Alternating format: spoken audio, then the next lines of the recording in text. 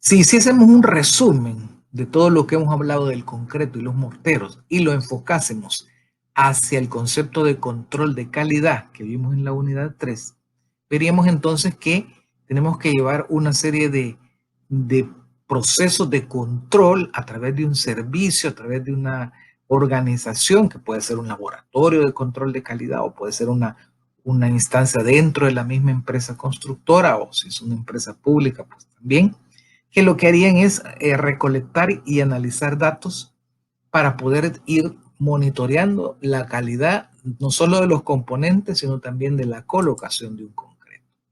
Veamos entonces la calidad de los componentes.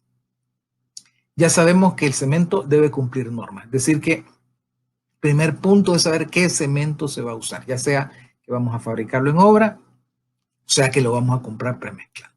Y las normas más usuales ya las discutimos, son la ASTM C150, C595 o C1157. Y para los morteros, la C90, para los cementos de mortero o de albañilería, la C91. Una cosa importante es que el cemento debe acopiarse en bodegas, no puede estar al aire libre. Deben estar protegidas contra la humedad, colocadas en tarimas, en pilas no mayores de 10 bolsas, y esto es porque el cemento puede reaccionar con la humedad del ambiente. Aunque la bolsa en la que se empaca es una bolsa doble, siempre puede haber traspaso de humedad y la humedad lo que lleva es agua y el agua entra en contacto con el cemento y comienza la reacción química que ya hemos discutido anteriormente. Y una cosa importantísima es que esa reacción química no es reversible. Una vez que empieza, no se detiene. Por eso usted va a ver que las bolsas viejas de cemento se endurecen. Esto es porque ha entrado humedad del ambiente. El agua, aunque no lo hemos discutido a profundidad, el requerimiento que el ACI, el American Concrete Institute, da para el agua es bien elemental. Debe ser potable, sin sabor ni olor, limpia y libre de sustancias perjudiciales al concreto, como álcalis, sales y materia orgánica. En otras palabras, no podemos usar agua de mar, porque tiene sales. No deberíamos usar agua contaminada, debería ser agua limpia. Esencialmente, en El Salvador lo que hacemos es usar el agua que nos proveen los sistemas de distribución, por ejemplo, de ANDA, o si en el lugar no hay servicio de agua potable, pues llevar el agua a través de pipas. Importante que esa agua que se usa en el concreto y en el mortero debe estar lo más limpia posible. ¿Qué pasa si usamos agua sucia o contaminada? No es que el concreto no va a reaccionar, el cemento siempre va a tener una reacción química. Lo que ocurre es que van a quedar partículas indeseables dentro de la matriz cementicia, y ya discutimos que la presencia de esas partículas no reactivas, que serían suciedades o contaminaciones, pues lo que va a hacer es hacer más agrietable ese cemento y en consecuencia menos durable. Por otra parte, los agregados, que son la arena, la grava o inclusive la piedra, debe cumplir con normas. La C33, la que hemos estudiado, o si se van a usar agregados livianos, la C330. Estos deben estar limpios, sin contaminación, y deben acopiarse de manera que se mantengan esas características. Y aquí entramos a un problema importantísimo en nuestro medio, es que la mayor parte de veces en las obras usamos arena de río, y la mayor parte de los ríos en El Salvador están contaminados. Entonces muchas veces estamos usando arenas contaminadas para fabricar morteros y fabricar concretos, y eso es lo que nos lleva nuevamente es a un problema de agrietabilidad. Por eso vemos tantos problemas de grietas. Luego los aditivos. Pues la recomendación de calidad es atender la recomendación del fabricante y hacer pruebas en los diseños de las mezclas. Ya dijimos que la mezcla de un concreto debe ser dosificada de acuerdo a una práctica recomendada que tiene toda una metodología. Entonces, si se van a usar aditivos, hay que incorporar el aditivo en esas pruebas al efecto de poder tener una dosificación adecuada. En el peor de los casos, pues atienda las recomendaciones del fabricante que vienen en la hoja técnica e incluso en el empaque. Mucho cuidado con las cantidades, porque un exceso de aditivos puede llevar a que la reacción del cemento sea extraordinariamente lenta o no se produzca. Entonces son productos muy delicados y que hay que controlar su calidad de uso. En cuanto a la dosificación, debe ser una dosificación adecuada para la resistencia a la compresión requerida en el diseño estructural e indicada en los planos del proyecto. Y esto quizá es un punto que vale la pena discutir un poco, porque todo nace de un diseño. El diseño estructural es quien nos va a decir para qué resistencia se requiere el concreto. Es decir, no es una decisión del obrero, no es una decisión del maestro de obra, ni siquiera del ingeniero que construye. Eso debe venir claramente reflejado en lo que vamos a conocer como los planos del proyecto. Ahí tiene que estar el valor de la resistencia, es decir, si ustedes se acuerdan, el valor de la resistencia es el valor que llamamos F'C, este valor importantísimo. Pero en ningún plano le van a indicar el proporcionamiento de la mezcla. Y entonces, ¿cómo hacemos para poder definir la dosificación? ¿Cuánta arena, cuántos cemento, cuánta grava? Entonces, ese proporcionamiento de la mezcla es el que hemos discutido en esta unidad 5, que debe ser aquel que sea capaz de lograr trabajabilidad, es decir, facilidad de colocación, durabilidad, o sea, que no se nos agriete la mezcla, considerar las condiciones de exposición y además debe tener economía. Entonces, ese proporcionamiento de la mezcla o dosificación la vamos a hacer a través de un laboratorio de control de calidad para poder realmente tener una dosificación de calidad. Dentro de la dosificación relacionado con la resistencia está el revenimiento. El revenimiento es aquella prueba que hablamos de medir cuánto baja un cono de concreto con respecto a la medida del molde, y es una medida de referencia de la cantidad de agua. Los resultados de campo de este revenimiento no tienen por qué ser exactamente los que diga el diseño de la mezcla, sino que hay cierta tolerancia en el orden del 30%, debido a que las condiciones de campo son muy variables. Ya lo hemos hablado, temperatura, velocidad del viento, etc. Otra cosa importante de control de calidad es el mezclado.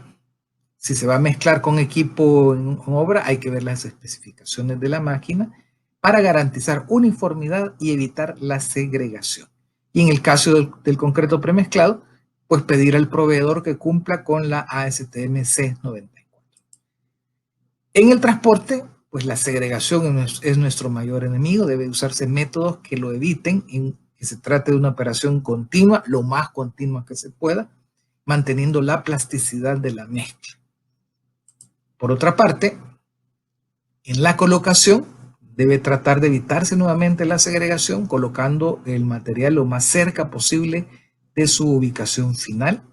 Debe llevarse a una velocidad tal que se mantenga la trabajabilidad y que el concreto fluya fácilmente dentro de los moldes, que la temperatura del concreto no exceda 32 grados. De hecho, hay forma de medir la temperatura con termómetros láser. Y luego la parte de consolidación, que es el proceso de vibrado interno, externo o el que sea para el elemento que se está construyendo. Para verificar esa calidad del concreto, lo que se hacen son ensayos de control. ¿Qué es lo que se hace? Se toman muestras de concreto fresco, se les da la forma de un cilindro que está normado, y luego se lleva a una prueba de compresión. Todo esto bajo norma ASTM C39. Paralelo a cada una de estas tomas de ensayos de control, se debe tomar revenimiento. Hay recomendaciones variadas, esto no está tan reglamentado, pero un buen criterio es que se hagan ensayos por cada 10 metros cúbicos de concreto o una prueba por cada elemento estructural. La verdad es que esto debe estar especificado en los planos o en las especificaciones técnicas del proyecto o en el contrato de construcción que se haya firmado. Eso no está en una regla escrita en piedra. Las pruebas de siempre de la calidad del concreto se deben tomar de cada máquina mezcladora, si hay varias, o por cada tipo de concreto, si hay combinación de resistencias, y se espera que la resistencia promedio de los cilindros sea igual o mayor al F'C. Y también que al menos el 90% de todos los ensayos tengan una resistencia igual o mayor a esa resistencia.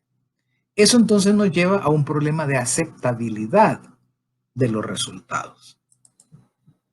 Uno de los problemas más serios en el control y aseguramiento de la calidad del concreto es la aceptabilidad de resultados. ¿Por qué es un problema? Porque no siempre vamos a lograr obtener los resultados superiores al valor de F'C que esté especificado en los planos. ¿Y por qué puede ocurrir eso? Bueno, la mayor parte de las veces por el problema del agua. Si se nos pasa la cantidad de agua, baja la resistencia. O si hay algún mal proceso de manipulación o de fabricación del concreto. Entonces, en los casos que la resistencia de los cilindros de ensayo, que es nuestro parámetro de control, estuviese por debajo de los requerimientos, podríamos llegar inclusive al punto de ordenar que el concreto sea removido. Y si ya endureció, es que estamos hablando de demolición. Pero pudieran haber otras formas de analizar la situación sin llegar a una decisión tan drástica. Que conste que puede ser que se llegue a esa situación si se agotan todas las instancias correspondientes a este análisis de aceptabilidad.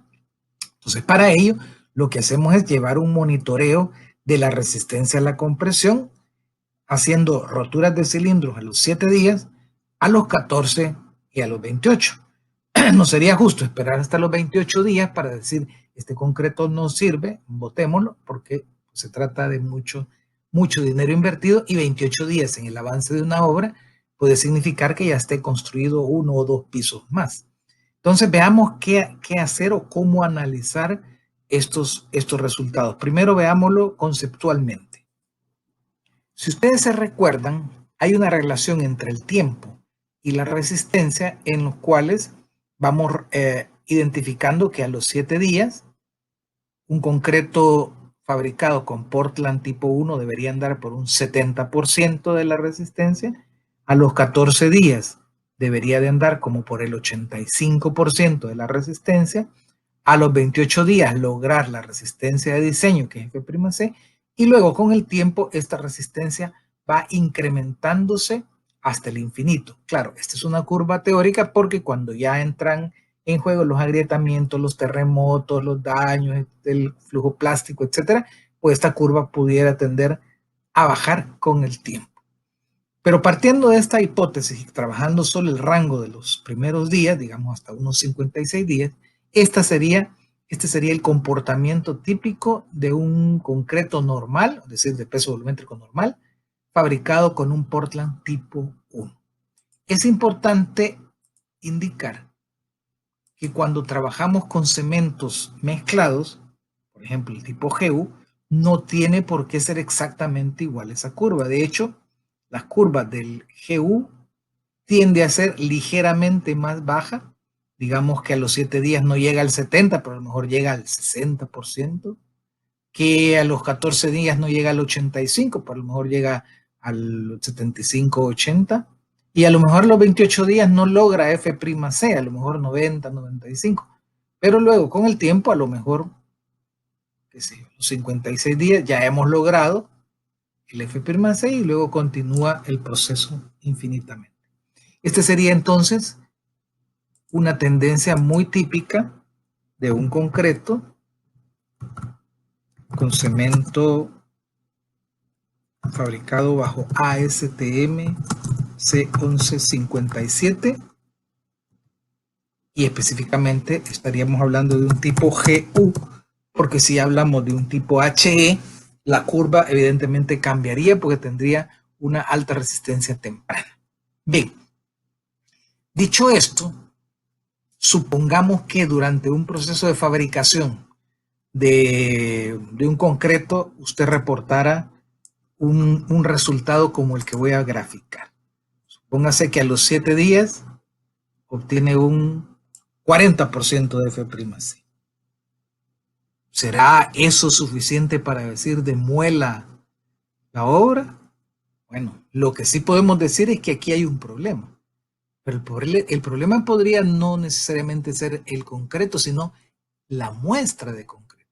¿Qué tal si ese cilindro fue mal manipulado, fue golpeado, no se le hizo un proceso de cabeceado adecuado a la hora de hacer la prueba de compresión, o no se hizo bien la prueba de compresión.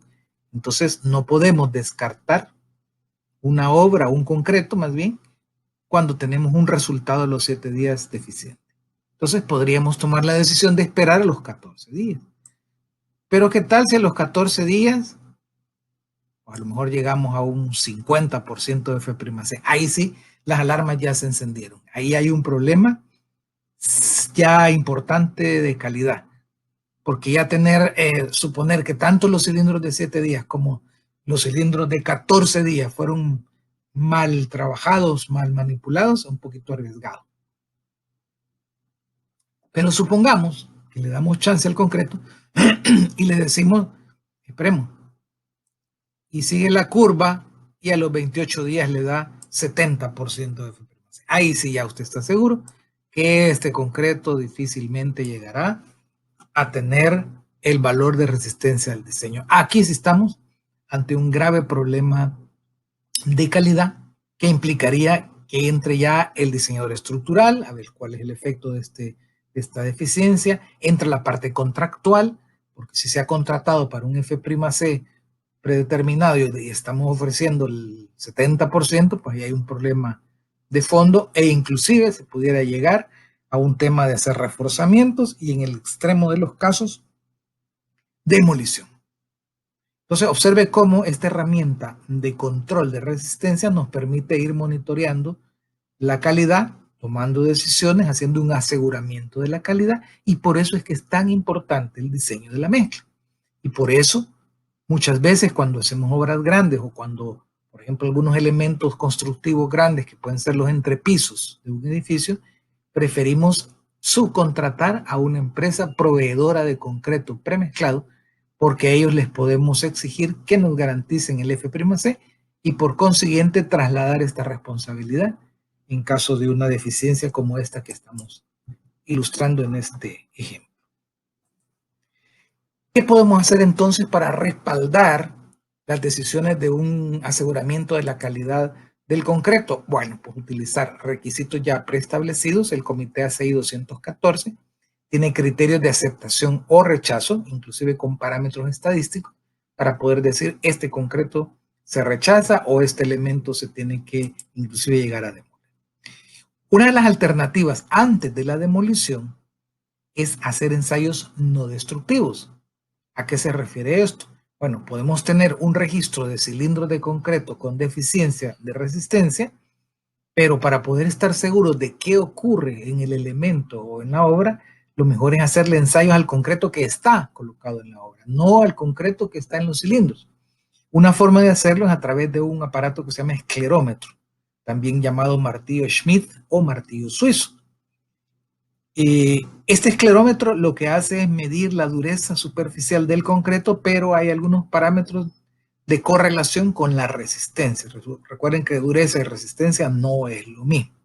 Pero si lo que queremos saber es cómo está de verdad la resistencia en un concreto ya colocado en una obra, lo que tenemos que hacer es una extracción de núcleos de concreto y luego esos núcleos de concreto someterlos a la prueba de compresión. Ahí sí que estaríamos seguros de qué resistencia a la compresión tiene el concreto colocado. Si después de esto seguimos teniendo una deficiencia, ahí sí que ya estamos muy cerca del tema demolición. Adicionalmente, se pueden hacer pruebas de carga, elementos estructurales. Ahí el riesgo de una prueba de carga es, bueno, que se dé la falla. Cuando decimos pruebas de carga es ponerle al elemento o al edificio o a la puente o lo que sea que estemos construyendo una carga equivalente a la carga de diseño. Entonces el riesgo es que si está mal hecho el concreto, a lo mejor tengamos problemas. Pero bien, esta es una forma de verificar como un ensayo no destructivo que el concreto está bien o está mal. También se pueden hacer estudios petrográficos en muestras de concreto, que es un poco ver a nivel de microscopio electrónico cómo está la matriz cementicia endurecida. Entonces, estos son criterios de aceptabilidad, el hacer algunos ensayos no destructivos y que nos permitirían entonces verificar la calidad. Pero la calidad también está en los morteros. Muchas veces los morteros se los delegamos al albañil y ahí lo dejamos que él ponga el cemento, la arena, el agua que le parezca mejor en las condiciones que a él le convenga. Entonces también la calidad de los morteros, aunque no sea un elemento estructural, es un elemento que nos da apariencia, nos da para propiedades organolépticas, que son las que nuestros clientes miran, los que nuestros clientes aprecian. Un cliente no puede saber que tenga usted una deficiencia de F'(C) o una deficiencia del acero, pero sí puede ver que tiene un repello agrietado. Entonces hay que cuidar la calidad de los morteros. Primero, estos componentes de agregado fino y aglutinante deben mezclarse en seco. Puede ser manualmente o con una concretera. Durante el mezclado se le hace la adición de cualquier aditivo que sea requerido según el uso que se le va a dar al mortero. Inclusive en algunas ocasiones, si se usa cementos muy rígidos como el cemento Portland, las normativas nos piden usar cal a manera de lograr una mezcla más trabajable. La trabajabilidad es indispensable en este tipo de morteros. Entonces se pueden usar los tipos de aditivos que hayan en el mercado. Lo que sí es importante es que la mezcla sea homogénea. Primero en seco y después agregarle el agua. ¿Por qué? Porque de esa manera se va haciendo cantidades suficientes para el tiempo de aplicación y no se hace una gran cantidad que después se va a endurar. Luego también hay que tener otros cuidados como el tiempo de mezclado. Una vez que se agregue el agua, no deberíamos hacer menos de 3 minutos ni más de 10 minutos ese proceso. Y al tener la mezcla ya uniforme y con suficiente plasticidad, se debe de hacer su aplicación y no tenerlo más de hora y media desde su mezclado inicial. Si lo dejamos más de hora y media, es muy probable que ya tengamos un proceso de endurecimiento. Y no se vale que el albañil llegue y con la cuchara golpee la mezcla, la desmenuce, le vuelva a poner agua y lo vuelva a mezclar. Esto se le llama un retemplado, que lo que está haciendo ahí es haciendo la mezcla más fluida, pero el cemento que ya reaccionó y ya le está metiendo más agua, que lo único que va a hacer es bajarle la calidad a ese mortero. Entonces los morteros también tienen normativas, en este caso la C270, que clasifica los morteros en categorías M, S, N y O. Y aparte del uso recomendado, observen que hay una tendencia a identificarlo por su resistencia. Vean que a medida vamos de la M a la O, pues la resistencia a la compresión a los 28 días va de 175 hasta 25 kilos centímetro cuadrado. Les recuerdo que en el caso de los morteros, la resistencia a los 28 días se mide en unas muestras cúbicas, no cilíndricas, sometidos siempre a la prueba de compresión. Entonces, hay normativa para los morteros, no se trata de dejarlo libremente porque si no, no estamos aplicando ningún control de calidad.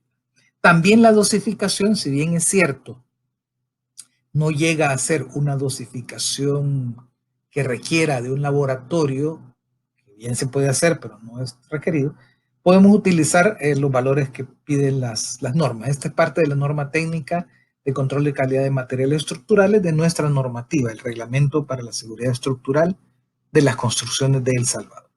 Y le da dos opciones, usar cemento Portland, cemento de mampostería. El cemento hidráulico bajo norma C1157 no existía en la época que se hizo esta normativa técnica, pero bien vale la convalidación con un cemento Portland. Entonces observe que la mezcla puede ser M o S y combina cemento Portland con cal, en ambos casos. Si se usa cemento de mampostería, entonces no necesita mezclar con cal.